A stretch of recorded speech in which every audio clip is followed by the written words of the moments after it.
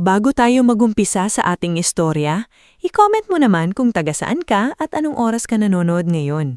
Malay mo, baka sa simpleng comment mo ay may makabasa rin na kagaya mong naghahanap ng kwentong makakasama sa tahimik na gabi, sa pahinga matapos ang trabaho o sa oras na gusto mo lang makalimot sandali sa bigat ng buhay. Sa isang maliit na bayan ng San Isidro Norte, may isang batang lalaki noon na laging nakaupo sa harap ng sirang radyo. Ang pangalan niya ay Elian Monteverde. Hindi siya anak mayaman, hindi rin siya galing sa pamilyang kilala. Ang ama niyang si Kaloy Monteverde ay dating trabahador sa pabrika ng kahon, habang ang ina niyang si Minda ay naglalabada sa mga bahay ng may kaya. Sa kanilang maliit na bahay na yari sa pinagtagpi-tagping kahoy at yero, sanay na si Elian sa tunog ng patak ng ulan sa bubong, sa lamig ng sahig tuwing madaling araw, at sa hapunang madalas ay tuyo, kamatis at kaning malamig. Pero kahit hirap sila, hindi lumaki si Elian na reklamador. Bata pa lang siya, kakaiba na ang isip niya. Kapag may sirang radyo ang kapitbahay, siya ang tinatawag.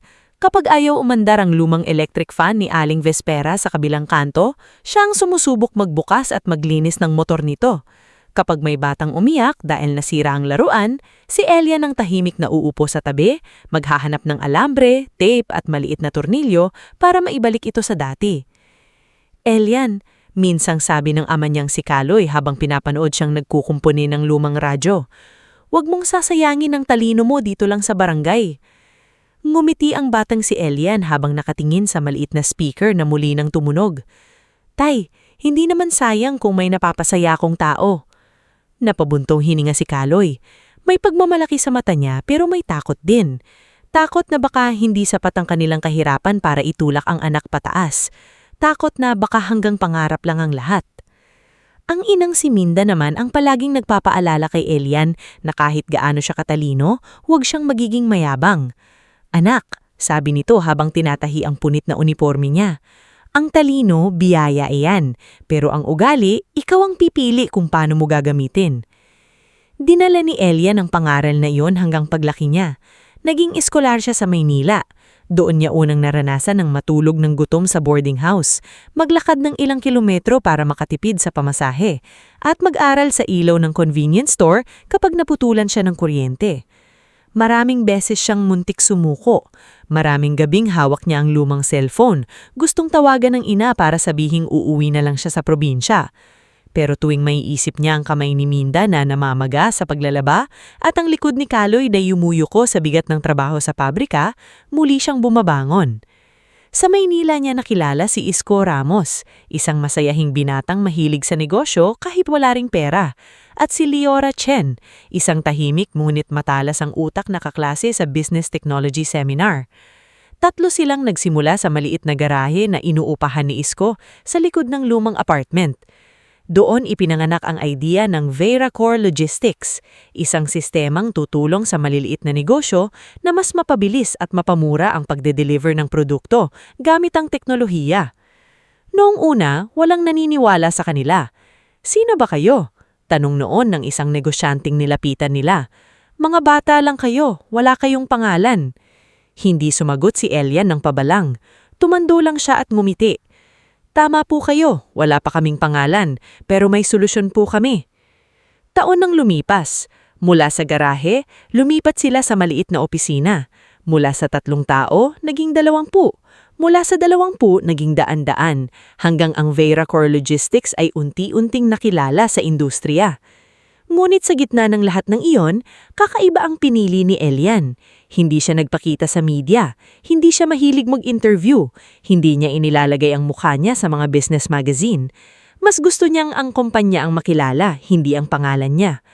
"Sir Elian," sabi minsan ni Leora abang nasa conference room sila, "habang lumalaki tayo, kailangan na rin pong makilala kayo ng publiko. Founder kayo." Umiling si Elian. "Hindi pa panahon." "Pero bakit po?" tanong ni Isko. "Ikaw ang utak nito, ikaw ang nagsimula." Tumingin si Elian sa salamin ng bintana, tanaw ang mga ilaw ng Maynila. "Gusto kong makita kung paano ako tratratuhin ng mundo kapag wala akong titulo sa dibdib. Kung rerespetuhin ba ako dahil tao ako, hindi dahil may-ari ako." Hindi na nakipagtalo sina Leora at Isko. Kilala nila si Elian. Kapag may prinsipyo ito, hindi ito basta natitinag. Sa kabilang bahagi ng lungsod, may isang babaeng magiging dahilan para masubok ang katahimikan ni Elian. Ang pangalan niya ay Serafin Dacumos. Anak siya ng pamilyang kilala sa alta sosyedad. Ang ina niyang si Demetria Dacumos ay dating socialite na sanay sa mamahaling handaan, branded na damit at pakikibagkamay sa mga taong may posisyon. Ang ama naman niyang si Attorney Rolando Dacumos ay isang tahimik na abogado. Mabait, ngulit mahina ang loob pagdating sa asawa. Hindi katulad ng ina, simple ang pangarap ni Serafin. Gusto niyang magturo. Gusto niyang makatulong sa mga batang walang kakayahang magbayad ng tutor o bumili ng sariling laptop. Sa isang outreach program sa Tondo, unang nag-cross ang landas nila ni Elian. Noon, nagdala si Serafin ng mga gamit pang-eskwela para sa mga bata. Si Elian naman ay naroon bilang tahimik na donor ng ilang laptop, pero ipinakilala lamang niya ang sarili bilang volunteer driver ng grupo. "Kuya, ikaw po bang magbubuhat nito?" Tanong ni Serafin nang makita si Elian na nag-aayos ng mga kahon. Ngumiti siya. "Ako na, mabigat yan." "Salamat, ako si Serafin," pakilala ng dalaga. "Elian," simpleng sagot niya. Napansin ni Serafin na kahit tahimik si Elian, maingat ito makitungo sa mga bata. Nang may batang nahihiyang lumapit dahil punit ang tsinelas, lumuhod si Elian sa harap nito at inayos ang strap gamit ang maliit na tali.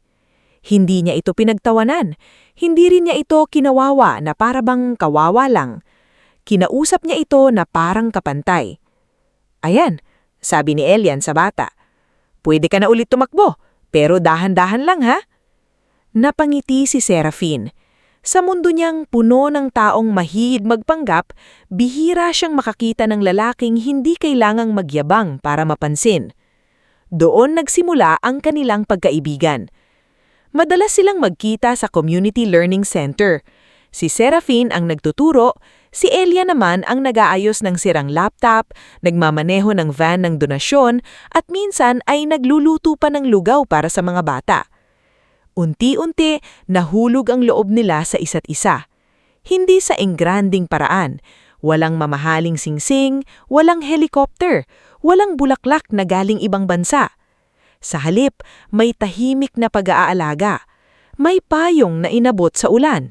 May kape sa gabing puyat si Serafin sa lesson plan. May simpleng tanong na, "Kumain ka na ba?"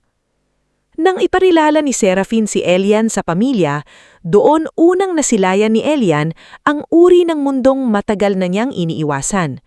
Sa malaking bahay ng mga Dacumos, sinalubong sila ni Demetria na suot ang mamahaling ternong kulay perlas. Mula ulo hanggang paa, sinuri niya si Elian. Napansin niya ang simpleng polo, ordinaryong sapatos at relo na hindi kilalang brand. "Ikaw si Elian?" tanong ni Demetria, malamig ang tinig. "Opo, ma'am," magalang na sagot niya. "Anong trabaho mo?" Saglit na tumingin si Serafin kay Elian. Alam niyang may maliit na negosyo ito pero hindi niya alam ang buong lawak noon. Si Elian naman ay ngumiti ng mahina. "May inaasikaso po akong logistics work. Minsan po nagmamaneho rin ako para sa outreach programs." Nagtaas ng kilay si Demetria. "Ah, driver." "Ma," singit ni Serafin, "hindi po ganun ang trabaho." "Anak, nagtatanong lang ako." Pagkatapos ay tumingin muli kay Elian. "Alam mo ba kung anong klasing pamilya ang pinapasok mo?" Hindi na insulto si Elian sa tanong, o kung nasaktan man siya, hindi niya ipinakita. "Opo, at mahal ko po ang anak ninyo. Hindi ko po siya pababayaan." Tumawa ng mahina si Draven Dacumos, kapatid ni Serafin na nakasandal sa pinto habang may hawak na baso ng alak. Lakas ng loob. Ang tanong, kaya mo ba siyang buhayin? Hindi puro pagmamahal ang pambayad sa kuryente. "Draven," saway ni Attorney Rolando, pero mahina ang boses nito. Napatingin si Elian kay Rolando at napansin niya na hindi masama ang ama ni Serafin. Takot lang itong kontrahin sa sariling asawa at anak. Dumating din sa hapunang iyon si Bernice Almeda, pinsan ni Serafin. Maganda, sosyal, at laging may mapanurin ngiti. Serafin, seryoso ka ba? Bulong niya sa pinsan, sapat ang lakas para marinig ni Elian. Parang ang layo niya sa mundo natin. Hindi sumagot si Serafin. Hinawakan niya ang kamay ni Elian sa ilalim ng mesa. Lumipas ang mga buwan at kahit totoo lang pamilya, nagpakasal pa rin sina Elian at Serafin sa isang simple ngunit payapang seremonya sa maliit na chapel. Naroon si Nalia Buenaventura, matalik na kaibigan ni Serafin na buong pusong sumuporta. Naroon din si Mang Tasio Lumantas, matandang driver ng pamilya Dacumos, na lihim na natuwa dahil sa tagal na niyang naninilbihan sa pamilyang iyon, ngayon lang siya nakakita ng lalaking kagaya ni Elian, magalang kahit minamaliit. Pagkatapos ng kasal, hindi tumigil ang pangmamaliit ni Demetria. Sa bawat handaan, may patama. Sa bawat family dinner, may panunukso. Elian, baka pwedeng ikaw nang mag-park ng kotse ng mga bisita. Minsan, sabi ni Demetria habang may mga kaibigan siyang naroon, "Tutal, sanay ka naman." Tumawang ilan. Nanahimik si Serafin, nanginginig ang kamay sa galit. Pero bago pa siya makapagsalita, nauna si Elian. "Sige po, kung makakatulong." Mahinahon niyang sagot. Nang makaalis sila sa gabing iyon, napaiyak si Serafin sa sasakyan. "Bakit hindi ka lumalaban? Bakit hinahayaan mo silang tratuhin ka ng ganon?" Matagal bago sumagot si Elian. Nakatingin siya sa kalsada, tahimik ang mukha. Hindi lahat ng laban kailangan sigawan agad. Minsan, kailangan mong hayaan ng tao na ilabas kung sino talaga sila. "Pero nasasaktan ako para sa'yo," umiiyak na sabi ni Serafin. Doon siya tumigil sa gilid ng kalsada. Hinarap niya ang asawa at marahang pinunasan ng luha nito. "Mas mahalaga sa akin na hindi ka matulad sa kanila. Hanggat hawak mo ang kamay ko, hindi ako talo." Sa kabila ng mga pang-aalipusta, pinili ni Elian na manatiling mababa ang loob. Hindi niya pa rin sinasabi kay Demetria na ang lalaking tinatawag nitong walang narating ay ang parehong taong nagmamay-ari ng kumpanyang hinahangaan ng mga negosyanteng kausap nito. Hindi niya pa rin binubunyag kay Draven na ang mga report na binabasa nito sa trabaho ay galing sa sistemang nilikha niya. At hindi niya pa rin ipinapaalam kay Serafin ang buong katotohanan. Hindi dahil hindi niya ito pinagkakatiwalaan, kundi dahil nais muna niyang protektahan ang payapang bahagi ng kanilang pagsasama. Ngunit hindi lahat ng pananahimik ay panghabang buhay. Isang gabi, sa malaking bahay ng mga Dacumos, nagtipon ng pamilya para sa kaarawan ni Demetria. Naroon ang mga mayayamang kaibigan, ilang negosyante, at mga kamag-anak na halos pare-pareho ang tingin kay Elian. Parang dagdag lamang sa mesa, hindi ka pamilya. Habang kumakain, malakas na sinabi ni Draven, "Elian, may opening sa office namin, parking assistant. Baka gusto mo, para naman may matinong trabaho ka." Nagtawanan ng ilan. Namula ang mukha ni Serafin. "Kuya, tama na." Pero si Demetria ang sumunod na nagsalita. "Bakit? Masama bang tulungan namin ang asawa mo, kaysa naman umaasa lang siya sa bait mo?" Napakapitan si Serafin sa kutsara. "Hindi ninyo siya kilala." Ngumiti ng malamig si Demetria. "Kilala ko ang klase niya. Lalaking walang pangalan, walang posisyon, walang maipagmamalaki." Saglit, natumihin ang buong mesa. Si Elian ay dahan-dahang nagbaba ng baso. Sa loob niya, may kirot, pero hindi galit ang nangingibabaw. Mas malinaw sa kanya ngayon ang dahilan kung bakit niya piniling manahimik. Nakita niya kung sino ang marunong respeto at sino ang yumururak kapag akala nilang walang laban ng kaharap. Tumayo si Serafin, nangingilid ang luha. "Kung hindi ninyo kayang respetuhin ang asawa ko, aalis na kami." "Serafin!" sigaw ni Demetria, pero hindi na lumingon ang anak. Hinawakan niya ang kamay ni Elian at sabay silang lumabas ng bahay. Sa may gate, nadatnan nila si Mang Tasio na nag-aayos ng sasakyan. Nakita nito ang luha ni Serafin at ang tahimik na mukha ni Elian. "Sir Elian," marahang sabi ni Mang Tasio, "pasensya na po kayo sa kanila." Ngumiti si Elian, pagod ngunit kalmado. "Wala kang dapat ihingin ng tawad, Mang Tasio." Nang makasakay sila, tumingin si Serafin sa asawa. "Patawarin mo ako. Dapat noon pa kita ipinaglaban." Hinawakan ni Elian ang kamay niya. "Ipinaglaban mo ako ngayong gabi, Sapat na iyon. Hindi nila alam na mula sa loob ng bahay, nakatingin si Demetria sa bintana, nanlilisik ang mata. Sa isip niya, hindi siya papayag na tuluyang ilayo sa kanya ni Elian ang anak. Kung kailangan niyang ipahiya ang lalaking iyon sa mas malaking entena, gagawin niya. Kung kailangan niyang ipamukha sa buong mundo na driver lang ito, gagawin niya. Ngunit hindi niya alam na ang lalaking balak niyang ibaon sa kahihiyan ay matagal nang nakatayo sa taas na hindi niya kailanman naaabot. At ang araw na pipiliin niyang yurakan si Elian sa harap ng maraming tao, iyon din ang araw na magsisimulang gumuho ang mundo na itinayo niya sa kayabangan. Pagkatapos ng gabing iyon sa bahay ng mga dakumos, hindi agad sumalita si Elian habang minamaneho niya ang sasakyan palayo sa subdivision. Tahimik ang kalsada. Paminsan-minsan ay may nadaraanan silang poste ng ilaw na saglit na nagpapaliwanag sa mukha ni Seraphine.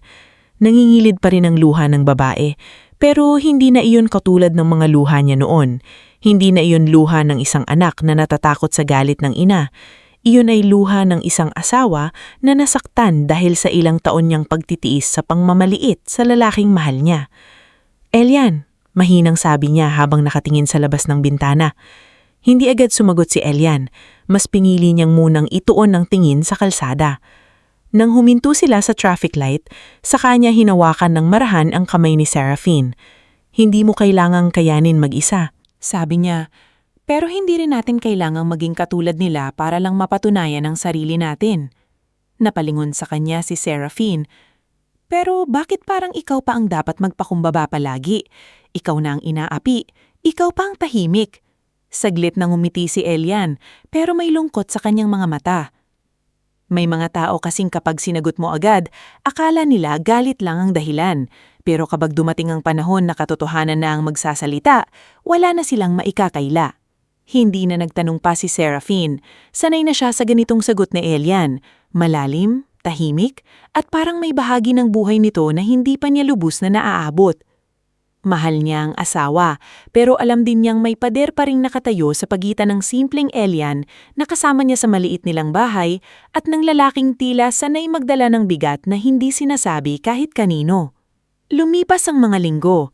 Hindi na muna bumalik sina Elian at Seraphine sa bahay ng mga dakumos. Sa halip, ibinuhos ni Seraphine ang panahon sa Community Learning Center. Doon siya mas nakakahinga.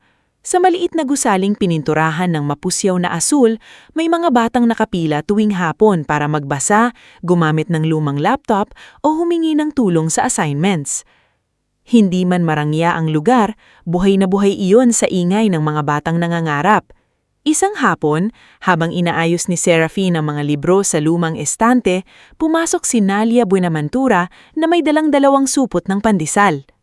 "Hindi ka pa kumakain, ano?" sabi ni Nalia sabay patong ng supot sa mesa. Napangiti si Seraphine. "Masyado mo na akong kilala." "Matagal na," sagot ni Nalia.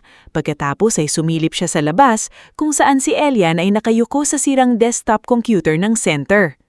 "At mas lalo kung gustong makilala ang asawa mo." Napakunot noo si Seraphine. "Bakit?" "Wala lang," sabi ni Nalia, pero halatang may iniisip. "Napansin ko lang kasi ang bilis niyang mag-diagnose ng system problem. Hindi siya parang ordinaryong marunong lang. Parang sanay siya sa mas malaking bagay." Napatigil si Seraphine. Tumingin siya kay Elian sa labas. Nakangiti ito habang kinakausap ang batang si Obet Manalo, isang payat na batang lalaki na laging bitbit ang luma at punit na bag. Hindi mukhang mayaman si Elian, hindi mukhang executive, pero may paraan siya ng pagkilos na hindi natataranta kahit magulo ang paligid. May maliit siyang negosyo dati, paliwanag ni Seraphine, bagamat hindi rin siya sigurado kung sapat ba ang salitang maliit para ilarawan ng hindi niya alam. Tinitigan siya ni Nalia. "Seraphine, mahal kita bilang kaibigan, pero may pakiramdam akong mas malalim pa riyan ang kwento ni Elian." Hindi sumagot si Seraphine, hindi dahil ayaw niyang maniwala, kundi dahil natatakot siya sa posibilidad na may mga bagay sa buhay ni Elian na hindi nito sinasabi dahil may dahilan. At kung may dahilan, umaasa siyang hindi iyon dahil hindi siya pinagkakatiwalaan. Sa kabilang banda, Habang sinusubukan ni Elian at Seraphine na mamuhay ng payapa, lalong lumalala ang sitwasyon sa Halcyon Meridian Holdings, ang kumpanyang pinapasukan ni Draven Dacumos bilang senior executive. Dati, ipinagmamalaki ni Demetria ang posisyon ng anak na lalaki. Sa bawat handaran, ikinukwento niya kung gaano raw kahalaga si Draven sa kumpanya, kung paano raw ito nirerespeto ng mga board member, at kung paano raw siya ang susunod na magiging Chief Operating Officer. Ngunit ang katotohanan, unti-unti nang nabubulok ang kumpanya sa loob. Sa ika-16 na palagpag ng Halcyon Meridian Building, nasa loob ng opisina si Draven, nakatingin sa mga reports na hindi niya halos maintindihan. Nakasimangot siya habang binabasa ang pagbaba ng delivery efficiency, pagtaas ng gastos sa suppliers, at sunod-sunod na reklamo ng mga kliyente. Sa tapat niya ay nakatayo si Maribel Quinto, matagal ng accountant ng kumpanya. Simple ang itsura ni Maribel, laging nakapusod ang buhok, makapalang salamin, at maingat magsalita. Ngunit sa loob ng maraming taon, siyang nakapansin sa mga numerong hindi nagtutugma. Sir Draven, kailangan po nating i-review ang procurement accounts. May 3 supplier po kasi napaulit-ulit ang billing pero walang actual delivery record. Inis na ibinaba ni Draven ang papel. Maribel, trabaho mong ayusin ang numero, hindi ako takutin. Sir, hindi po ito pananakot, may nawawala pong pera. Tumayo si Draven at itinukod ang 2 kamay sa mesa. Ang sinasabi mo ba ay may kasalanan ako? Napaatras si Maribel. Wala po akong sinasabing ganon, pero ang approval signatures ay galing sa department ninyo. Namula ang mukha ni Draven. Alam niyang may bahid ng katotohanan ang sinasabi nito. May mga kontrata siyang pinirmahan ng hindi sinusuri dahil ipinakilala iyon sa kanya ng kaibigan niyang si Roman Velasco, isang negosyanteng magaling magsalita at magaling din magtago ng pandaraya. Si Bernice Almeda rin ang minsang nag-ugnay sa kanila sa 2 supplier account na kaulayan ay pinaghinala ang peke. Lumabas ka, minaglig na utos ni Draven. Sir, sabi kong lumabas ka. Tahimik na kinuha ni Maribel ang folder at lumabas. Ngunit bago siya tuluyang humalis, pinisil niya ang hawak na envelope sa kanyang bag. Naroon ang mga kopya ng resibo, bank transfers at purchase orders na posibleng magpabagsak kay Draven. Kinagabihan, tinawagan ni Draven ang ina. Ma, may problema, bungad niya. Nasa sala si Demetria noon, hawak ang tasa ng tsaa. Anong problema? May bagong investor na papasok sa Halcyon Meridian. Malaki raw. May board meeting next month. Ire-review ang buong operations. Umayos ang upo ni Demetria. Hindi ba dapat magandang balita iyan? Hindi, kung halongkatin nila ang procurement, mariing sabi ni Draven. May mga report na lumalabas. May mga taong gustong ilaglag ako. Napahigpit ang hawak ni Demetria sa tasa. Sino? Maribel, yung accountant. At baka may mga tao sa board na matagal na akong gustong tanggalin. Saglit na natahimik si Demetria. Sa isip niya, ang pagbagsak ni Draven ay pagbagsak ng pangalan ng pamilya Dacumos. Hindi niya matatanggap na matapos niyang pagtawanan si Elian bilang walang nararating, ang sarili niyang anak ang mapapahiya sa mundo ng negosyo. Kailangan mong ilihis ang atensyon, sabi ni Demetria matapos ang ilang sandali. Paano? Dahan-dahang lumitaw sa mukha ni Demetria ang malamig na ngiti. Gagamitin natin si Elian. Elian? Napatawa si Draven pero may halong kaba. Ano namang magagawa ng driver na iyon? Iyon nga ang punto, sagot ni Demetria. Dadalhin natin siya sa board meeting. Ipapakilala ko siya bilang personal driver ko at asawa ni Seraphine. Sa harap ng mga board member, makikita ng lahat kung gaano kababa ang pinakasalan ng kapatid mo. Kapag napahiya si Seraphine, baka matauhan siya. At kapag nagkaroon ng ingay tungkol sa pamilya natin, hindi lang ikaw ang magiging usapan.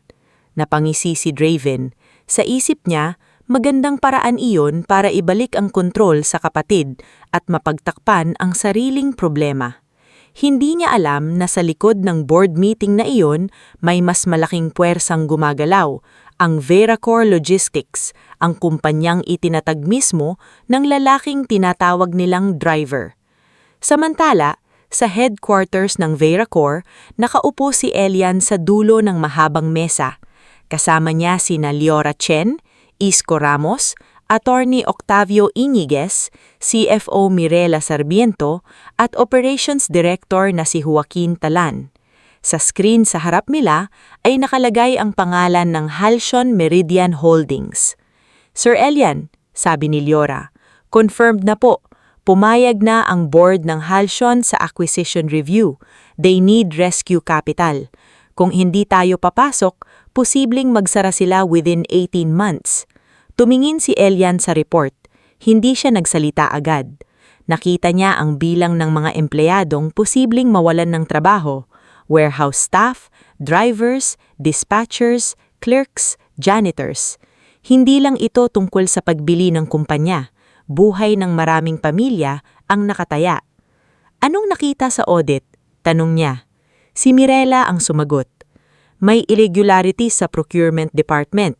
Lumalabas ang pangalan ni Draven Dacumos sa approvals. Hindi pa final, pero malalim ang problema.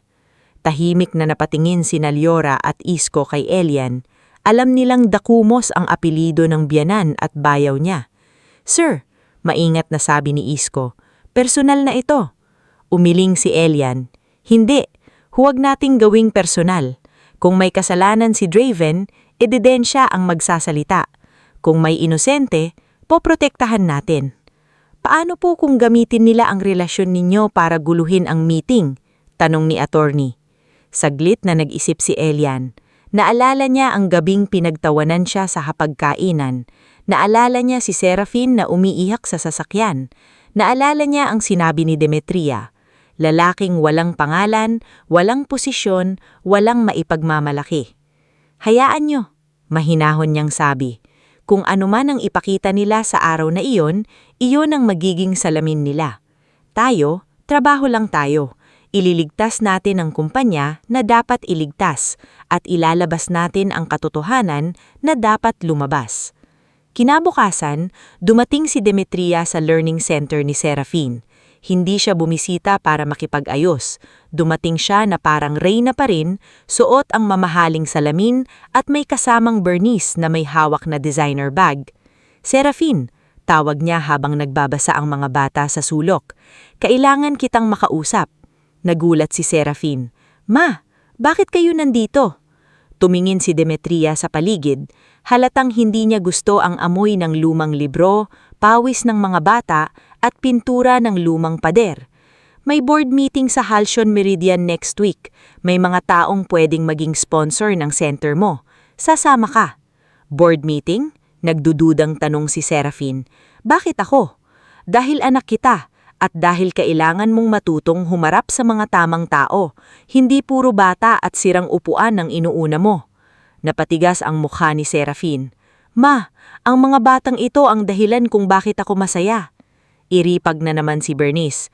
Ang drama mo naman Kasin. Opportunity nga, tinatanggihan mo pa. Dumating si Elian mula sa likod, may hawak na kahon ng lumang laptop. Magandang hapon po. Pagkakita sa kanya, ngumiti ng manipis si Demetria. Mabuti nandito ka. Ikaw ang magmamaneho sa amin sa araw ng meeting. Napatingin si Serafin kay Elian. Hindi siya driver ninyo, ma. Pero marunong siyang magmaneho, hindi ba? Sagot ni Demetria.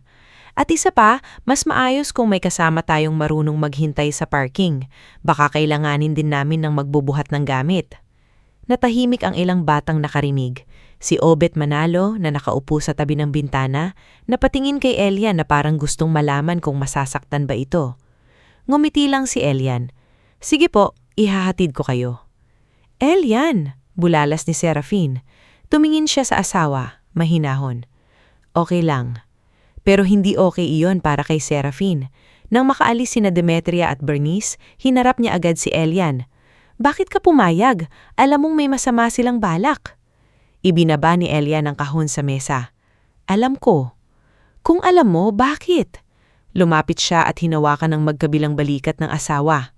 Dahil minsan, para matapos ang isang sugat, kailangan mong hayaan lumabas ang nana. Hindi habang buhay pwedeng takpan. Hindi naintindihan ni Serafin ang buong ibig sabihin, pero naramdaman niyang may papalapit na malaking pagbabago. Dumating ang araw ng board meeting. Maaga pa lang nagpunta si Demetria sa bahay ni na Elian at Serafin. May dala siyang itim na polo at simpleng jacket. "Ito ang isuot mo," sabi niya kay Elian. "Huwag kang mag-Amerikana, baka isipin ng mga tao kasama ka sa board."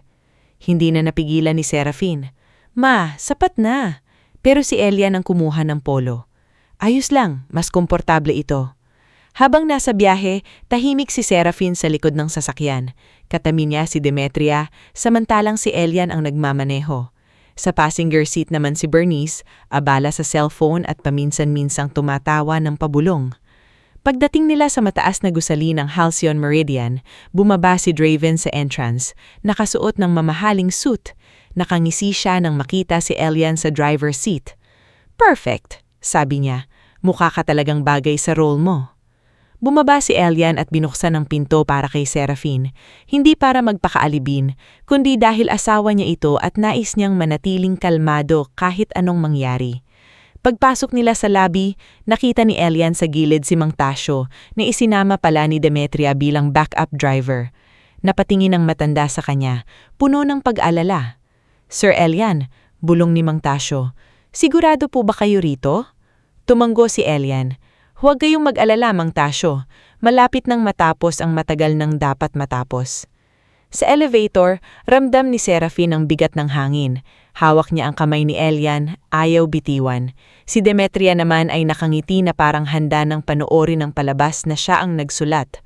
Pagbukas ng elevator sa executive floor, sinalubong sila ng malamig na liwanag ng opisina, makintab na sahig at mga empleyadong nagmamadaling dumaan. Sa dulo ng hallway, naaroon ang boardroom na may mahabang glass wall. Sa loob, nakaupo na ang ilang board members. Hindi pa nila alam na ang lalaking kasama ng pamilyang Dacumos, ang lalaking pinapasuot ng simpleng polo at ipapakilalang driver, ay siya ring dahilan kung bakit sila nagtipon sa araw na iyon. Huminga ng malalim si Serafin. "Elian, huling tanong, gusto mo ba talagang pumasok?" Tinignan niya si Elian ng may lambing at tibay. "Oo, pero pagkatapos ng araw na ito, hindi na tayo babalik sa dati." Bago pa siya makapagsalita, itinulak na ni Demetria ang pinto ng boardroom. Pumasok siya ng mataas ang noo, kasunod sina Draven at Bernice. Si Serafin naman ay naglalakad sa tabi ni Elian, mahigpit ang hawak sa kamay nito. At habang papasok sila sa silid na puno ng mga taong naghihintay sa misteryosong founder ng Veracor, hindi alam ni Demetria na ilang hakbang na lang ang layo niya mula sa pinakamalaking kahihiyan ng sarili niyang buhay. Pagbukas ng pinto ng boardroom ng Halcyon Meridian Holdings, unang pumasok si Demetria Dacumos na parang siya ang may-ari ng buong silid. Mataas ang kanyang noo, tuwid ang likod at pilit na eleganteng ngumiti sa mga board members na nakaupo sa mahabang mesa. Kasunod niya si Draven na halatang kinakabahan, ngunit itinatago iyon sa pamamagitan ng mayabang na tindig. Sa likod nila ay si Bernice na abala pa rin sa pag-aayos ng kanyang buhok. Wari na bung dinala siya roon para manood ng isang palabas na ang katapusan ay kahihiyan ni Elian. Si Serafin naman ay pumasok na mabigat ang dibdib. Mahigpit ang hawak niya sa kamay ni Elian, pero nararamdaman niya ang kakaibang katahimikan ng asawa. Hindi ito tulad ng isang taong takot mapahiya. Hindi rin ito tulad ng isang taong nagpipigil ng galit. Sa halip, si Elian ay parang lalaking matagal nang handa sa sandaling ito. Parang lahat ng pangiinsulto, lahat ng pangmamaliit, at lahat ng pananahimik niya ay papunta sa isang pinto na ngayon lang nilang binuksan. Sa loob ng boardroom, naaroon ng ilang kilalang mukha sa Halcyon Meridian.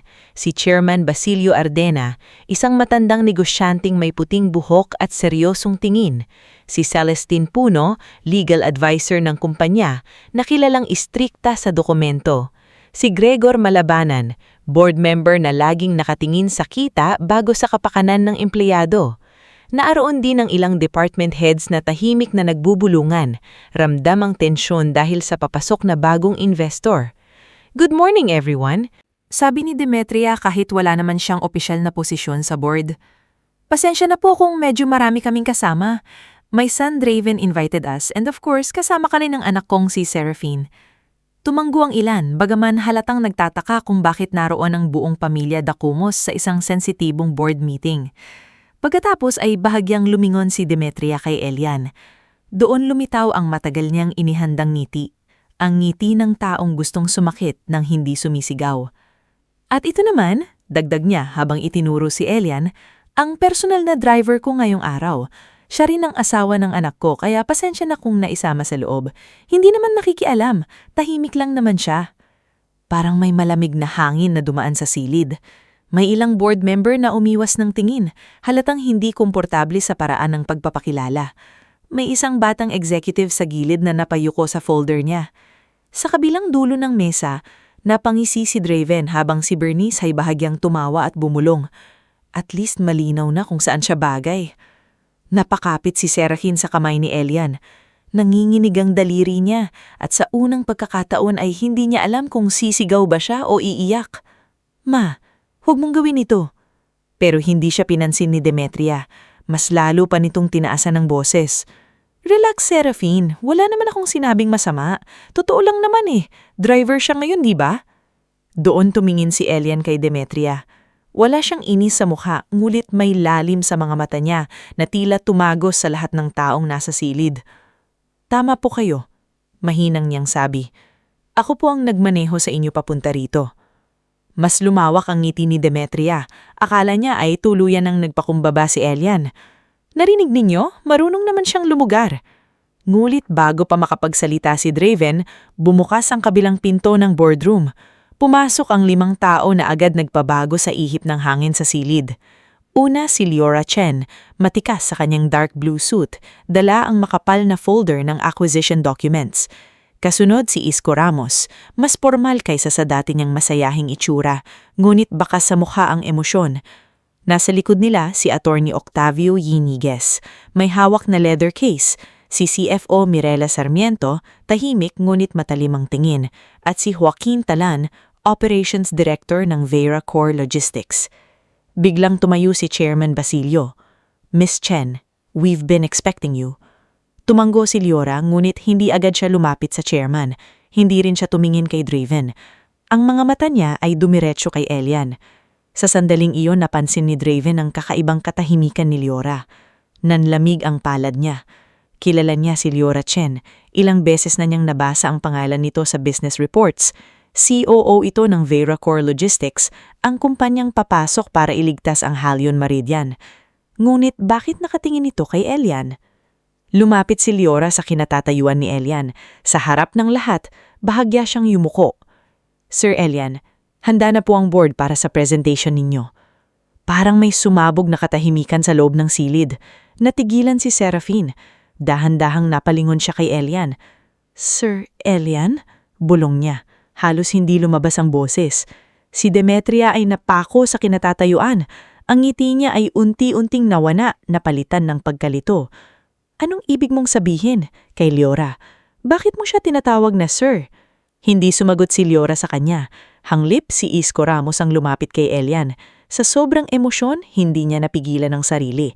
Lumuhod siya sa harap ni Elian, hindi bilang pagsamba, kundi bilang paggalang sa lalaking minsang nagbenta ng sariling laptop para mapasweldo ang unang 3 empleyado ng Vera Core Logistics noong muntik na silang magsara. Boss, naninginig ang boses ni Isko. Pasensya na, hindi ko lang napigilan. Naaalala ko lang yung garahe, yung mga gabing wala tayong makain pero pinili mo pa ring bayaran ng mga tao natin bago ang sarili mo. Nagulat ang lahat. Si Bernice ay napaatras. Si Draven ay halos hindi makahinga. Si Serafin naman ay natulala, nakatimin sa asawang ilang taon niyang minahal nang hindi lubusang kilala ang buong bigat ng pagkatao nito. Dahan-dahang hinawakan ni Elian ang balikat ni Isko at pinatayo siya. Tumayo ka, Isko. Hindi mo kailangan lumuhod. Pero narinig na ng lahat, nakita na ng lahat. Ang lalaking ipinakilala ni Demetria na personal driver ay tinatawag na boss ng isa sa matataas na opisyal ng Vera Core Logistics. Ang attorney Octavio ang nagpatuloy. Binuksan niya ang leather case, kinuha ang dokumento at sinumagot sa buong board. Para po sa opisyal na tala, ipinapakilala namin si Mr. Elian Monteverde, founder, majority owner at chairman ng Vera Core Logistics Group. Ang Vera Core ang pangunahing investor at rescue partner na magsasagawa ng strategic acquisition review sa Halion Meridian. Walang nagsalita sa loob ng ilang segundo Ang unang narinig ay ang mahinang pagkalaglag ng ballpen ni Draven sa sahig. Hindi! Halos pabulong na sabi ni Demetria. Imposible! Tinignan siya ni Elian. Hindi siya ngumiti. Hindi rin siya nagmataas. Wala pong imposible, Ma'am Demetria. May mga bagay lang na hindi ninyo nakikita dahil masyado kayong nakatingin sa damit, trabaho at apelyido ng tao. Namula ang mukha ni Demetria, pero hindi dahil sa galit lamang. May hiya na ngayon, may kaba, may takot. Lahat ng matang kanina ay nakatingin kay Elian bilang isang hamak na kasama lamang. Nila, ngayon ay nakatuon na kay Demetria, na parang hinihintay kung paano niya babawiin ang mga salitang binitiwan niya. Si Seraphine ay dahan-dahang bumitaw sa kamay ni Elian, hindi dahil lumalayo siya, kundi dahil kailangan niyang huminga. Elian, nanginginig ang boses niya. Ikaw ang founder? Lumambot ang mukha ni Elian nang humarap sa asawa. Oo. Bakit hindi mo sinabi sa akin? May kirot sa tanong at alam ni Elian iyon. Hindi ito simpleng pagtatago ng yaman. Para kay Seraphine, parang may bahagi ng buhay ng asawa na hindi niya naaabot. Hindi dahil hindi kita pinagkatiwalaan, sabi ni Elian. Gusto kong mahalin mo ako bilang ako, hindi bilang may-ari ng kumpanya. At minahal mo ako kahit ang tingin ng lahat sa akin ay wala akong narating. Napuno ng luhang mga mata ni Seraphine. Hindi niya alam kung masasaktan ba siya o yayakapin ng asawa. Ngunit sa gitna ng gulo, isa lang ang malinaw. Hindi siya niloko ni Elian para saktan. Pinili nitong manahimik dahil sanay itong husgahan ng mundo at ayaw nitong maging isa siya sa mga taong respetuhin lamang dahil sa kapangyarihan. Pero nasaktan ka, mahina niyang sabi. Oo, sagot ni Elian. Pero hindi mo ako iniwan. Doon tuluyang tumulo ang luha ni Seraphine. Wala siyang pakialam kahit nasa boardroom sila. Lumapit siya at hinawak muli ang kamay ni Elian. Hindi kita iiwan. Napalingon si Demetria. Ang esenang inaasahan niyang magiging dahilan para mahiya ang anak ay kabaligtaran ng nangyari. Sa halip na lumayo kay Elian, mas lalo pang tumibay ang kapit ni Seraphine sa asawa. Ngunit hindi pa tapos ang board meeting. Umupo si Elian sa dulo ng mesa, ang pwestong matagal nang nakalaan para sa misteryosong founder ng Veracor. Umupo rin sina Liora, Isko, Octavio, Mirela at Joaquin. Si Demetria ay hindi makaupo agad, parang nawalan siya ng karapatang umakto bilang reyna sa silid na iyon. Si Draven naman ay pilit na inayos ang sarili, ngulit nanginginig na ang tuhod niya. Let us proceed, sabi ni Elian, balik sa kalmadong tono. Ang layunin natin ngayong araw ay hindi magpahiya. Ang layunin natin ay malaman kung maiiligtas pa ang Halcyon Meridian at kung sino ang kailangang managot para sa pinsalang ginawa. Napatingin si Draven sa kanya. Anong ibig mong sabihin? Si CFO Mirela ang tumayo. Binuksan niya ang presentation sa screen. Lumabas ang serya ng graphs, supplier codes, bank transfer records at delivery discrepancies.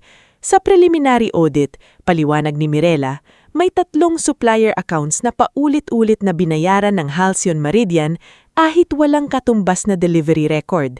Ang approval trail ay dumaan sa Procurement Oversight Office na pinamumunuan ni Mr. Draven Dacumos. Pumutla si Draven. That's incomplete data. May supporting documents po, sabi ni Mirela. Sumunod na nagsalita si Attorney Octavio. May witness din po tayong handang magbigay ng statement. Bumukas ang pinto. Pumasok si Maribel Quinto, hawak ng makapal na envelope. Halatang kinakabahan siya, ngunit nang nakita niya si Elian sa dulo ng mesa, tila lumakas ang loob niya. Hindi niya personal na kilala si Elian, ngunit ramdam niya sa paraan ng pagkakaupo nito na hindi siya basta ipapahamak kapag sinabi niya ang totoo. Miss Quinto, sabi ni Octavio, maaari po ninyong ibigay sa board ang dokumentong hawak ninyo. Lumapit si Maribel at iniabot ang envelope. Matagal ko na po itong kinokolekta. Purchase orders, duplicate invoices, at transfer sa accounts na konektado sa Velasco Allied Trading at 2 shell suppliers. Ilang beses ko po itong sinubukang i-report pero pinatahimik po ako. Sinungaling ka! Sigaw ni Draven habang tumatayo. Malakas ang boses niya pero basag ang takang. Agad siyang pinigilan ni Chairman Basilio. Mr. Dacumos, maupo kayo. Hindi umupo si Draven. Itinuro niya si Elian. Plano mo ito. Ginawa mo ito para makaganti sa pamilya namin. Dahan-dahang tumayo si Elian. Sa pagkakataong ito, naramdaman ng lahat ang bigat ng presensya niya. Hindi siya sumigaw. Hindi niya kailangang sumigaw. Kung gusto kong magganti, Draven, matagal ko nang sanang ginawa. Ilang taon niyo akong tinawag na walang narating. Ilang beses niyo akong pinahiya sa harap ng bisita, kamag-anak at empleyado. Pero hindi ako nandito para magganti. Nandito ako dahil libu-libong empleyado ang posibleng mawalan ng trabaho dahil sa kapabayaan at kasakiman ng mga taong dapat nagproprotekta sa kumpanyang ito. Napayuko ang ilang department heads. May mga empleyadong nasa labas ng glass wall na napahinto sa paglakad, ramdam na may malaking nangyayari. Si Demetria ay halos hindi makahinga. "Draven," mahinang sabi niya, "sabihin mong hindi totoo." Hindi makatingin sa kanya si Draven. Iyon pa lang, sapat ng sagot para kay Demetria.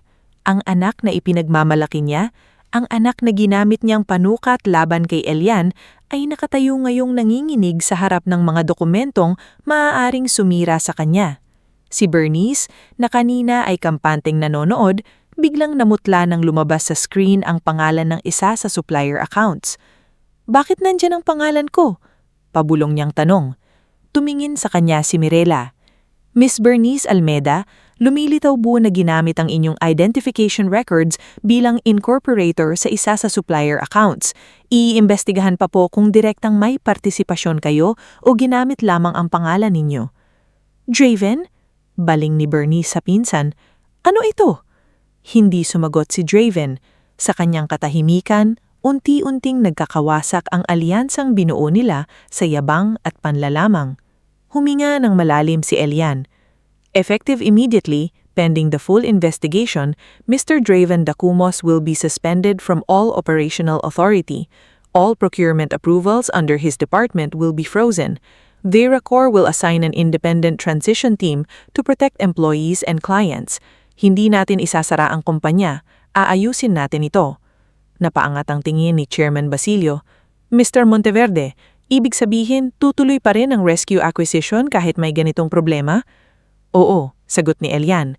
"Hindi kasalanan ng ordinaryong empleyado ang kasalanan ng ilan sa taas. Hindi sila ang dapat magbayad." Sa labas ng boardroom, hindi napigilan ni Mang Tasio ang luha. Narinig niya ang sinabi ni Elian sa pamamagitan ng bahagyang bukas na pinto. Sa tagal niyang nagmaneho para sa pamilyang Dacumos, nasanay siyang makita ang mga mayayaman na inuuna ang pangalan kaysa tao. Ngayon, nakita niya ang lalaking tinawag nilang driver na mas may malasakit pa sa mga empleyado kaysa sa mga tunay na may posisyon. Nang matapos ang presentation, walang palakpakan, walang sigawan. Ang naroon ay mabigat na katahimikan ng katotohanang lumabas sa tamang oras. Si Draven ay inihatid palabas ng security para sa formal administrative process. Hindi siya kinakaladkad, hindi pinapahiya ng lampas sa kailangan, ngulit bawat hakbang niya palabas ay mabigat dahil ngayon niya unang naramdaman ang bagsak ng mundo na itinayo sa yabang. Si Bernice ay umiiyak na sa isang sulok, paulit-ulit na sinasabing hindi niya alam ang buong plano. Si Demetria naman ay nanatiling nakatayo, walang boses, walang ngiti, walang natitirang tapang. Tumingin siya kay Elian at sa unang pagkakataon, hindi niya nakita ang driver. Nakita niya ang lalaking ilang taon niyang inalipusta, ngunit hindi gumanti ng marumi. Lumapit si Elian kay Seraphine. "Tara," mahina niyang sabi, "lumabas muna tayo." Paglabas nila ng boardroom, hindi agad sila nagsalita. Naglakad sila hanggang sa dulo ng hallway, malapit sa malaking bintanang tanaw ang lungsod. Doon bumitaw ang pigil na emosyon ni Seraphine. Hinarap niya si Elian at pumatak ang luha. "Ang dami kong hindi alam." "Alam ko. Nasasaktan ako, pero mas nasasaktan ako na hinayaan kong saktan kanila ng paulit-ulit." Lumapit si Elian at yunakap siya. "Hindi mo kasalanan ang ugali nila. Pero asawa mo ako, dapat mas matapang ako." "Kaninang pumasok tayo roon, hawak mo ang kamay ko kahit akala nilang wala akong halaga. Iyon ang tapang na kailangan ko." Mas lalong umiyak si Seraphine sa dibdib niya. Sa likod nila, dumating si Leora, ngunit hindi muna lumapit.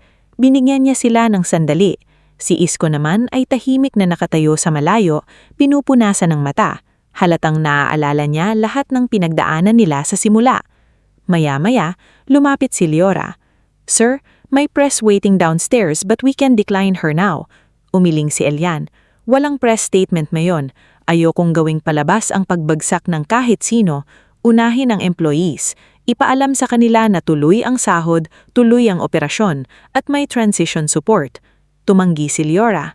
"Yes, sir." Napatingin si Seraphine sa kanya. Doon niya mas nakita kung sino talaga ang asawa niya. Hindi lang ito mayaman, hindi lang ito makapangyarihan. Mas mahalaga roon, hindi nito ginagamit ang kapangyarihan para manakit ng walang saysay. "Seraphine, may gusto akong ialok sa'yo. Hindi ngayon kung hindi ka pa handa, pero gusto kong maging bahagi ka ng VeraCore Foundation. Yung learning center mo, pwede nating palawakin, hindi lang sa isang barangay, sa maraming lugar, para sa mga batang anak ng driver, janitor, warehouse staff, tindera at kahit sinong hindi nabibigyan ng pagkakataon." Natigilan si Seraphine. Sa gitna ng sakit ng araw na iyon, may biglang bumukas na pintuan sa harap niya. Hindi pintuan ng yaman, kundi pintuan ng mas malaking layunin. "Hindi mo ako inalok dahil asawa mo ako?" "Hindi." Si Gregor Malabanan, isang board member na nanatili sa advisory committee, napailing. "Mr. Monteverde, naiintindihan ko ang compassion, pero negosyo ito. Kung puro puso ang paiiralin, babagsak ang margin." Tumingin sa kanya si Elian, kalmado ngunit matigas ang boses. "Ang kumpanyang walang puso, babagsak din. Baka hindi agad sa kita, pero babagsak sa tiwala ng tao. At kapag nawala ang tiwala, mas mahal iyon kaysa anumang margin." Tahimik si Gregor, pero hindi ibig sabihin ay kumbinsido na siya. Simula noon, naging isa siya sa mga hamon ni Elian sa loob ng board. Hindi kontrabidang sumisigaw, kundi realistang malamigang tingin sa mga desisyong may malasakit. At iyon ang mas mahirap minsan, dahil ang mga taong katulad ni Gregor ay hindi madaling talunin sa emosyon, kailangan silang kumbinsihin sa resulta. Samantala, tinanggap ni Seraphine ang alok na maging Social Impact Director ng VeraCore Foundation. Hindi siya pumayag na maging palamuti lang sa kumpanya. Sa unang araw niya sa opisina, sinabi niya kay Liora, "Ayokong maging asawa lang ng founder dito. Bigyan ninyo ako ng totoong trabaho. Bigyan ninyo ako ng problema, budget limit, field visit, at taong kailangang kausapin." Ngumiti si Liora. "Yan ang dahilan kung bakit kailangan ka namin." Kasama ni Seraphine si Nalia Buenaventura bilang Community Program Coordinator. Si Nalia ang tumutulong sa pagbuo ng listahan ng mga barangay na may pinakamaraming anak ng manggagawa na nangangailangan ng educational support. Si Mang Tacho, matapos maoperahan ng mata sa tulong ng medical program na matagal ng lihim na inasikaso ni Elian, ay bumalik hindi na bilang simpleng driver ng mga dakumos, kundi bilang transport supervisor para sa foundation outreach. "Ma'am Seraphine," sabi ni Mang Tacho sa unang araw niya sa bagong trabaho, suot ang malinis na polo ng VeraCore Foundation. "Hindi ko akalaing aabot ako sa ganito. Dati, tagabukas lang ako ng pinto. Ngayon, ako na ang mag-aayos ng biyahe para sa mga batang matutulungan." Napaniti si Seraphine. "Hindi ka tagabukas lang ng pinto, Mang Tacho. Matagal ka nang nagbubukas ng daan para sa iba." Isa sa unang lugar na binisita nila ay isang partner warehouse sa Valenzuela. Doon nila nakilala si Hyacinth Borneo, isang single mother na warehouse packer. Payat si Hyacinth, laging nakapusod ang buhok at may mga kamay na halatang sanay sa mabilisang trabaho. Sa lunch break, hindi siya agad lumapit sa booth ng foundation. Nakatayo lamang siya sa malayo, hawak ang lumang cellphone na may basag ang screen. Nilapitan siya ni Seraphine. "Ma'am, may anak po ba kayo?"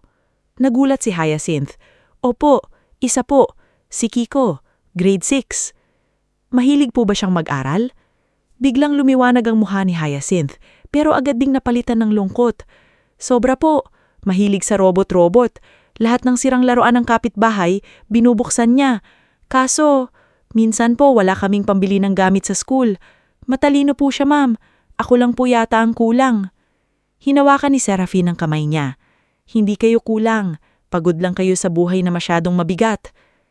Nang gabing iyon, ikinuwento ni Seraphine kay Elian si Hyacinth at Kiko.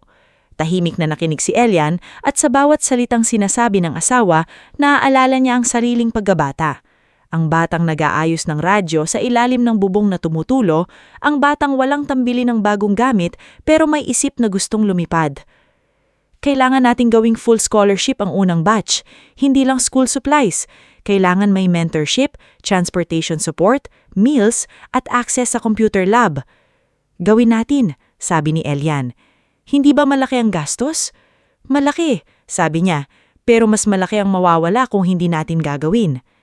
Doon pumasok si Professor Amancio Rivas, dating mentor ni Elian nung nagsisimula pa lamang siya sa Maynila. Matanda na ito, may makapal na salamin at palaging may dalang notebook na puno ng sulat kamay na idea. Nang makita niya ang plano ng foundation, napangiti siya.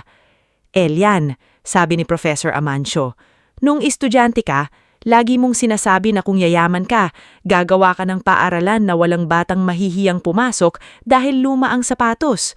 Mukhang oras na. Hindi nakapagsalita agad si Elian. May mga pangarap pa lang hindi nakakalimot sa taong nangako sa kanila. Habang unti-unting umaangat ang buhay ni Elian at Serafin sa mas makabuluhang direksyon, kabaliktaran naman ang nangyayari sa pamilya Dacumos.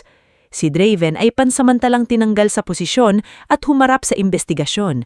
Hindi siya agad nakulong, ngunit hindi na siya makalabas sa bahay nang hindi naiisip kung sino ang nakakaalam ng ginawa niya. Ang dati niyang mga kaibigan ay isa-isang naglaho. Si Roman Velasco, na kasama sa supplier scheme, ay nagtago at pinutol ang komunikasyon. Si Bernice naman ay umiiyak na tinawag kay Serafim isang gabi, humihingi ng tulong dahil posibleng madamay ang pangalan niya sa mga dokumento.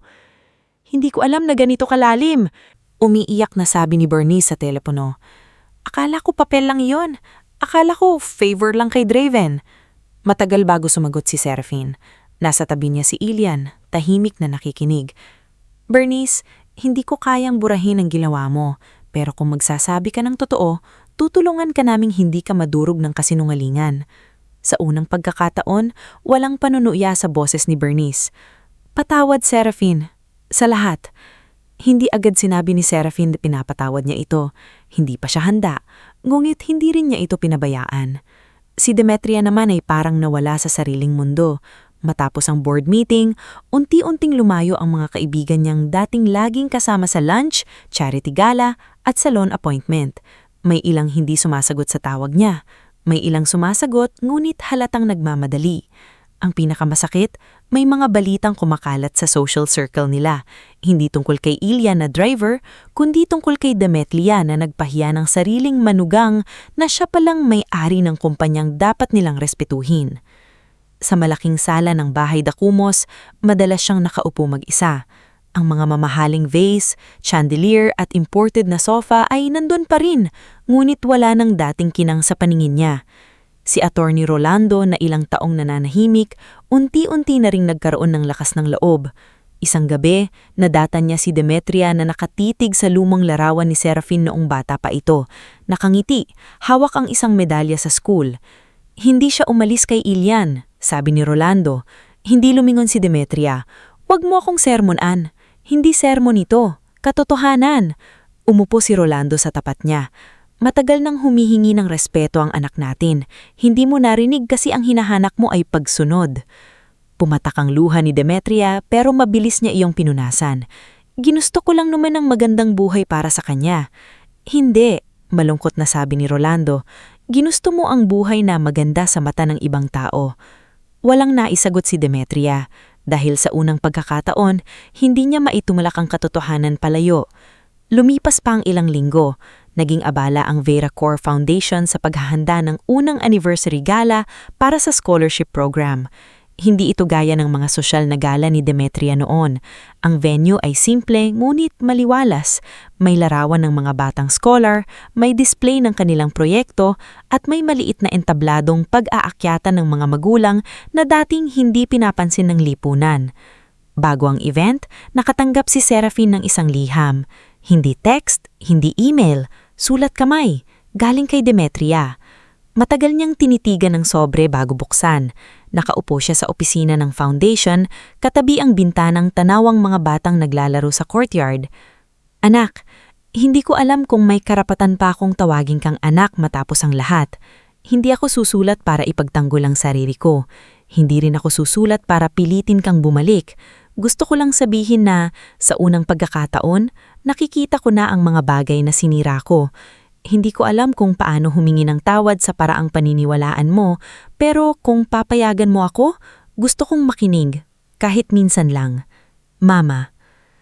Nang matapos basahin ni Serafin ang liham, hindi siya umiyak agad.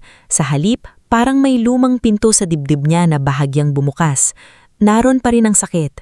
Naroon pa rin ang alaala ng bawat pangmamaliit kay Ilian, bawat utos na manahimik siya, bawat panahong pinili ng ina ang pride kaysa pagmamahal. Mulit sa ilalim nun, may maliit na bahaging umaasa na baka may magbago pa. Dumating si Ilian at nakita ang liham sa kamay niya. Galing ka sa kanya? Tumanggo si Serafin. Hindi ko alam kung handa na akong kausapin siya. Umupo si Ilian sa tabi niya. Hindi mo kailangang madaliin. Galit ka pa ba sa kanya? Nag-isip si Ilian. Nasaktan ako, pero hindi ko gustong mabulok sa galit. Ang ayoko lang ay bumalik tayo sa dati na kailangan nating lunukin ang sakit, halang lang para mapanatili ang kapayapaan. Sumandal si Serafin sa balikat niya. Kung kakausapin ko siya, gusto kong may hangganan. Hindi na ako yung dating Serafin na basta susunod. Yun ang gusto kong marinig, sagot ni Ilian. Dumating ang gabi ng anniversary gala. Sa entablado, nagsalita si Kiko Bornejo, ang anak ni Hyacinth, bilang unang full scholar ng programa. Nakasuot siya ng simpleng barong na halatang hiniram o bagong bili sa abot-akayang halaga, pero ang mga mata niya ay punong-puno ng saya. Dati po, sabi ni Kiko sa microphone, akala ko hanggang tingin lang ako sa mga computer. Ngayon po, may mentor na ako, may school supplies, at sabi ni Sir Ilian, hindi raw masamang mangarap ng malaki kahit maliit ang bahay namin. Sa audience, umiiyak si Hyacinth habang hawak ang panyo. Si Mang Tasyo naman ay todo palakpak. Si Nalimia ay abala sa pag-aasikaso ng mga bata, pero halatang pinipigilan din ang luha. Si Professor Amancio ay nakangiti sa likod, tila nakikita sa mga batang iyon ang batang Elian noon. Nang si Serafin na ang magsalita, tumayo siya sa entablado ng mas matatag kaysa dati. Maraming tao ang sinusukat sa trabaho nila, sa damit nila, sa bahay nila o sa apelyido nila, panimula niya. Pero sa loob ng foundation na ito, gusto naming baguhin yon. Walang batang mababa dahil mahirap siya. Walang magulang na walang halaga dahil ordinaryong manggagawa siya. At walang taong dapat yurakan dahil akala natin mas mataas tayo sa kanya. Habang nagsasalita siya, nakita niya sa pinakadulong bahagi ng bulwagan si Demetria. Wala itong kasamang sosyal na kaibigan, wala itong marangyang alahas. Tahimik lamang itong nakatayo, nakikinig at umiiyak. Sandaling natigil si Serafin, nakita iyon ni Elian mula sa audience. Hindi siya kumilos para diktahan ng asawa, hinayaan ni itong piliin ang sariling lakas. Huminga ng malalim si Serafin at ipinagpatuloy ang speech. Ang pagbabago ay hindi nangyayari sa isang araw, pero nagsisimula ito kapag natutuhan tayong tumingin sa tao hindi mula sa taas, kundi mula sa puso.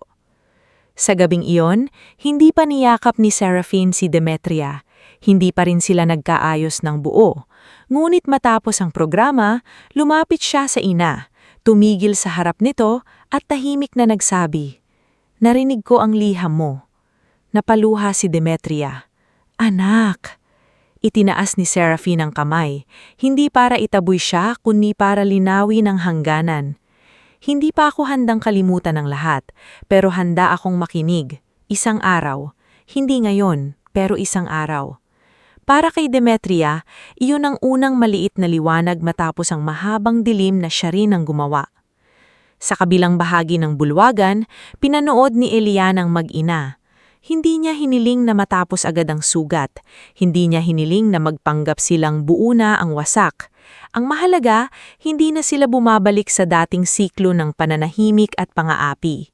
May bago ng daan, mas mabagal, mas masakit, pero mas totoo. At sa unang pagkakataon matapos ang board meeting, naramdaman ni Elian na ang pagbubunyag ng kanyang tunay na pagkatao ay hindi lamang nagtanggol sa dignidad niya. Nagbukas din ito ng pinto para sa mas maraming buhay. Sa mga empleyadong nailigtas ang trabaho, sa mga batang nabigyan ng pag-asa, kay Seraphine na natutong tumayo sa sariling lakas, at maging sa mga taong minsang nanakit sa kanila na ngayoy unti-unting natututong yumuko, hindi dahil napahiya, kundi dahil nang sisimula ng maunawaan ang bigat ng tunay na pagpapakumbaba. 3 taon ang lumipas mula nang unang tumayo si Seraphine sa entablado ng VeraCore Foundation Gala at sinabi sa harap ng mga tao na ang halaga ng isang tao ay hindi nasusukat sa trabaho, damit, bahay o apelido. Sa loob ng 3 taon na iyon, hindi naging madali ang lahat, ngunit naging makabuluhan ang bawat pagbabago. Ang dating maliit na community learning center na may sirang upuan, lumang libro at pinaglumaan na laptop ay naging unang sanga ng mas malawak na pangarap. Ngayon, may learning hubs na ang VeraCore Foundation sa Pampanga, Cebu, Iloilo, Davao at Bicol. Sa bawat hub, may mga batang dating nag-aaral sa ilalim ng mahinang ilaw, mga anak ng driver, tindera, warehouse staff, janitor, mangingisda, at kasambahay na ngayon ay may sariling computer access, libreng tutoring, scholarship support, at mentors na tinutulungan silang hindi lamang makapasa sa klase, kundi mangarap ng mas mataas. Hindi na rin pareho si Seraphine. Noon, siya ang anak na laging nag-iingat sa bawat salita dahil ayaw nang magalit si Demetria. Noon, kahit nasasaktan, nilulunok niya ang galit para lamang manatiling buo ang pamilya sa paningin ng iba. Ngayon, iba na ang tindig niya. Hindi siya naging matigas ang puso, ngunit natuto siyang magkaroon ng hangganan. Sa bawat meeting ng foundation, marunong na siyang tumutog kapag may programang hindi makatawo ang epekto. Sa bawat board presentation, hindi na nanginginig ang boses niya kapag may pumupuna.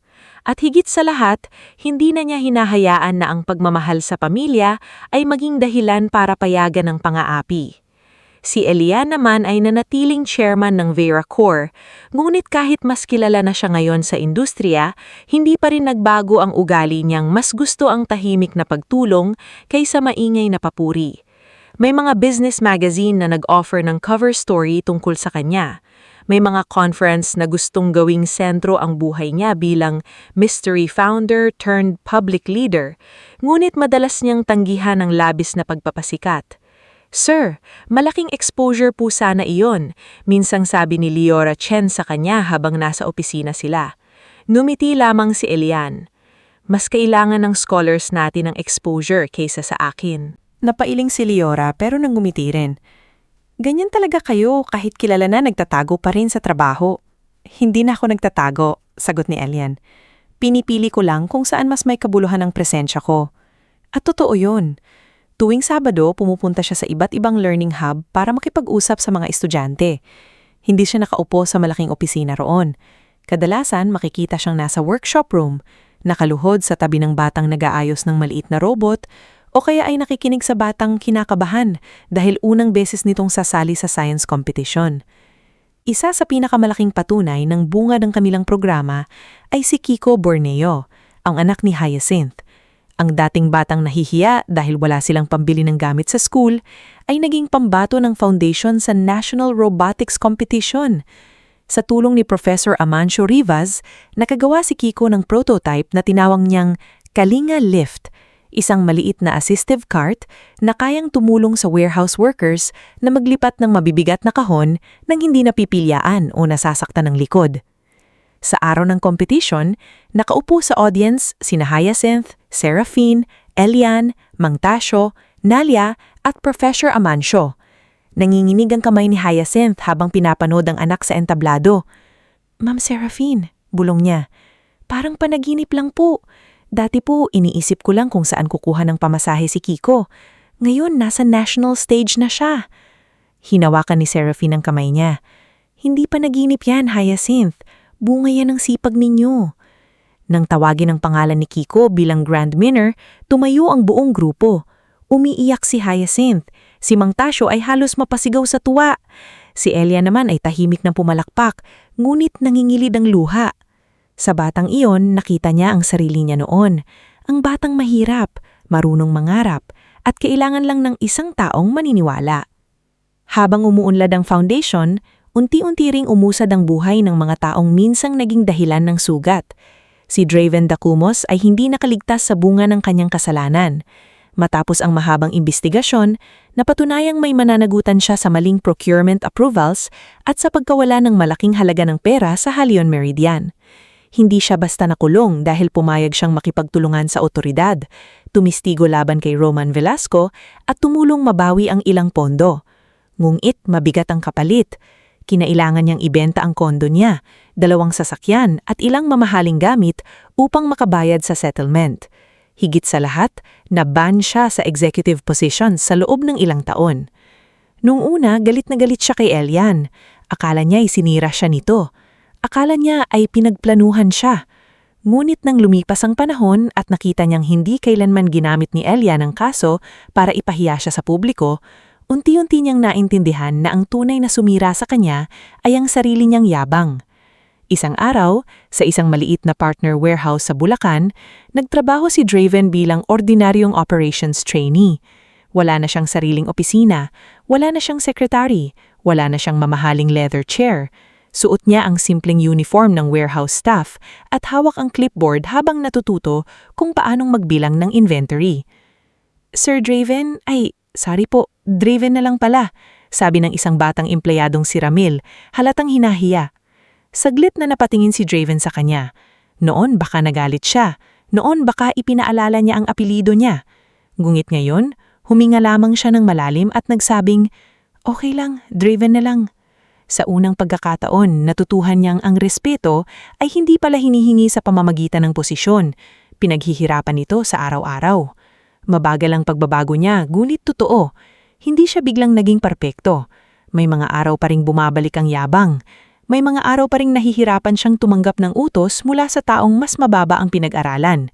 Pero tuwing maaalala niya ang boardroom, ang pagkahulog ng ballpen sa sahig at ang katahimikan ni Elian na mas malakas pa kaysa sigaw, natututo siyang yumuko. Si Bernice naman ay humarap din sa bunga ng kanyang pagiging kasabkwat sa papel, kahit sabihin niyang hindi niya alam ang buong lawak ng pandaraya. Sa tulong ng legal process at kooperasyon niya, hindi siya naparusahan ng mabigat, ngulit nawala ang dating marangyal na buhay. Nagtrabaho siya kalaunan bilang admin assistant sa foundation, hindi dahil pinaboran siya ni Seraphine, kundi dahil pumayag siyang magsimula sa pinakamababang posisyon at dumaan sa tamang proseso. Noong unang araw niya, hindi halos makatingin si Nalia. Alam kong hindi mo ako gusto, sabi ni Bernice habang nag-aayos ng files. Sumagot si Nalia nang hindi tumitingin agad. Hindi kita pinagkakatiwalaan, magkaiba yon. Nayuko si Bernice.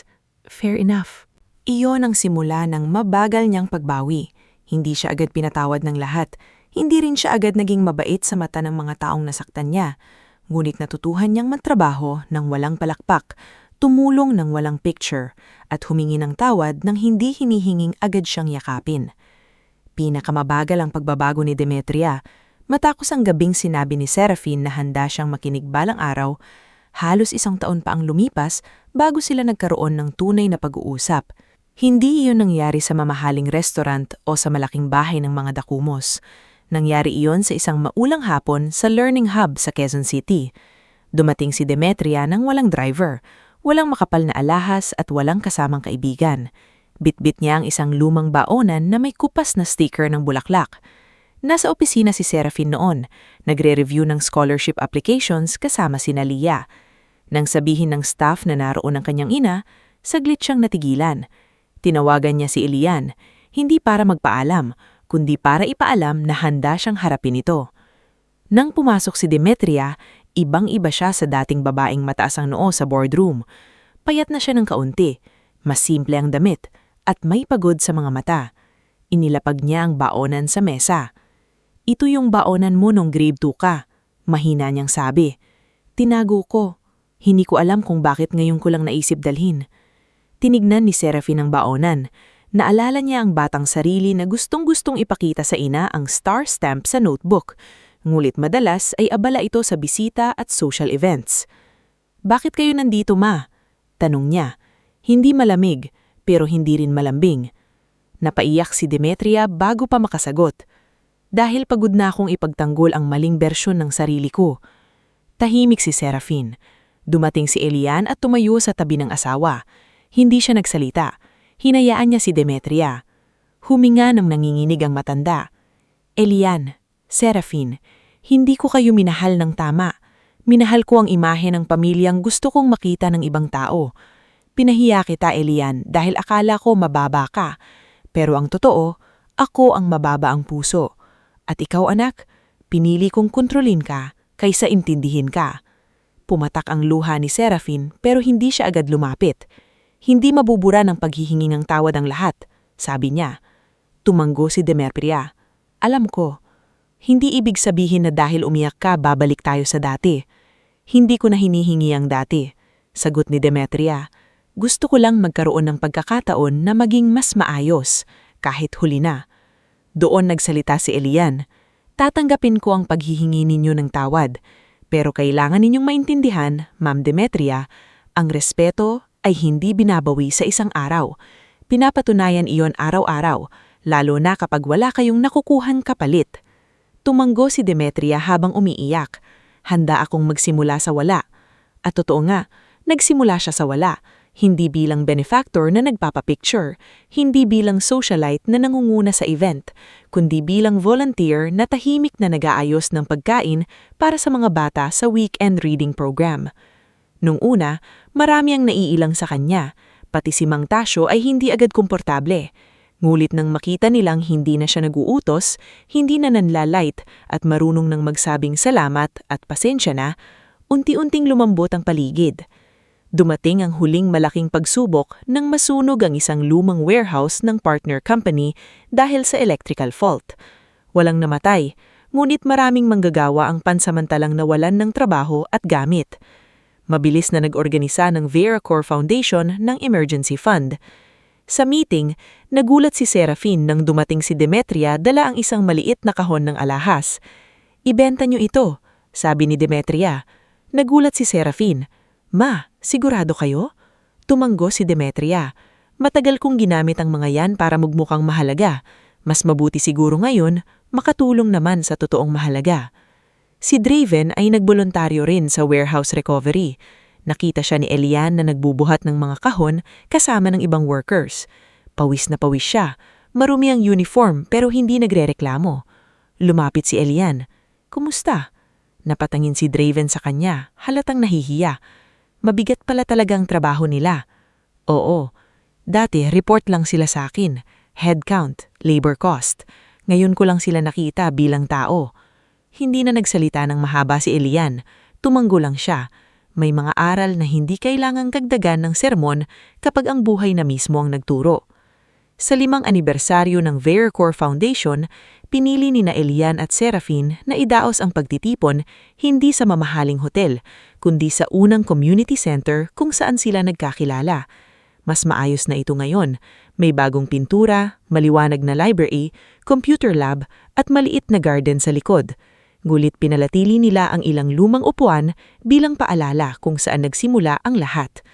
Naroon sina Liora, Isko, Attorney Octavio, Mirella, Joaquin, Professor Amancio, Nalia, Mang Tasyo, Hyacinth, Kiko, Bernice, Driven, Demetria at Attorney Rolando. Hindi perpektong pamilya, may mga sugat pa ring nag-iiwan ng marka, ngulit wala na ang dating pagpapanggap. Wala na ang mesa kung saan kailangang ngumiti habang may nasasaktan. Sa entabla, tumayo si Elian. Tahimik ang lahat. Maraming taon ang nakalipas. Panimula niya, "May mga taong tumingin sa akin at ang nakita lang ay isang driver. May mga tumingin sa mga batang tinutulungan natin at ang nakita lang ay kahirapan. May mga tumingin sa mga manggagawa at ang nakita lang ay gastos. Pero ang natutuhan ko sa buhay, kapag mali ang paraan mo ng pagtingin sa tao, mali rin ang magiging paraan mo ng pagtrato sa kanila." Napatingin siya kay Serafin na nakatayo sa gilid ng entablado, may luha sa mga mata, ngulit nakangiti. Hindi ako nakatayo rito para ipagmalaki na napatunayan kong may narating ako.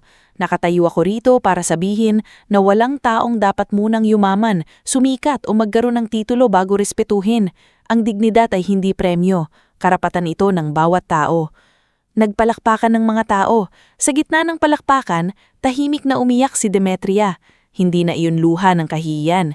Iyon ay luha ng pagsisisi at pasasalamat na kahit marami siyang nasira, binigyan pa rin siya ng pagkakataon magbago. Pagkatapos ng programa, lumabas sina Elian at Serafin sa maliit na garden sa likod ng center. Maaliwalas ang gabi. May ilang batang naghahabulan sa damuhan, habang si Kiko ay pinapakita kay Obet Manalo ang bago niyang robot prototype. Si Hyacinth ay tumutulong magligpit ng pagkain. Si Mang Tasyo ay masayang nakikipagkwentuhan kay Professor Amancio. Sa isang sulok, sina Draven at Bernice ay tumutulong mag-ayos ng mga kahon, habang si Demetria naman ay tahimik na nag-aabot ng tubig sa mga volunteers. Hinawakan ni Serafin ang kamay ni Elian. "Naalala mo nung unang araw natin dito?" Ngumiti si Elian. "Ikaw yung nagtanong kung ako ang magbubuhat ng mga kahon. At ikaw yung tahimik na inayos ang tsinelas ng bata," sabi niya. Nagkatitigan sila. Sa likod ng mga taon ng sakit, lihim, pagbubunyag at pagbabago, naroon pa rin ang pinakasimplang dahilan kung bakit sila nagsimula. Pareho silang marunong yumuko para tulungan ng mga taong madalas hindi napapansin. "Masaya ka ba?" tanong ni Serafin. Tumingin si Elian sa paligid, sa mga batang tumatawa, sa mga manggagawang may pag-asa, sa pamilyang dahan-dahang natutong magpakumbaba, at sa asawang hindi natakot tumayo para sa sarili. "Oo," sagot niya. "Hindi dahil nanalo ako, kundi dahil hindi tayo naging katulad ng mga sakit na pinagdaanan natin." Sumandal si Serafin sa balikat niya. Sa gabing iyon, malinaw ang katapusan ng kanilang mahabang pagsubok. Hindi na bumalik si Elian sa pagiging lalaking minamaliit. Hindi na nagpaalipin si Serafin sa takot sa pamilya. Si Demetria ay hindi naging perpekto, ngunit natuto siyang yumuko at magmahal ng hindi kailangang kontrolin. Si Draven ay hindi agad naging bayani, ngunit natuto siyang magsimula muli sa trabahong marangal. At ang mga batang minsang walang boses ay nagkaroon ng lugar kung saan pinaniniwalaan ang kanilang pangarap. Sa huli, hindi paghihiganting ang naging wakas ng kwento. Ang naging wakas ay dignidad na naibalik, pamilyang natutong maghilom at buhay na piniling gawing ilaw ang dating sugat para sa mas maraming taong nangangailangan ng pag-asa.